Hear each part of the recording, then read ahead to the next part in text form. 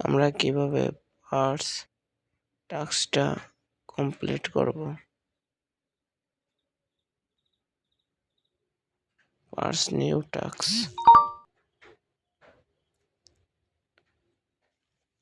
আমরা পার্সে ঢুকলে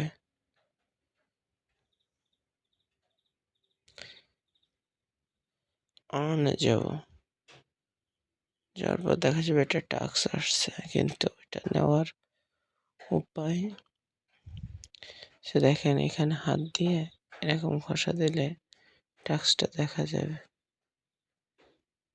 এবং তারপর এটাকে ক্লেম করলে স্টার্ট দিলে ক্লেম হয়ে যাবে। ওকে, দেখুন আমার এখন 18,005 টোকেন আছে। ধন্যবাদ সবাইকে।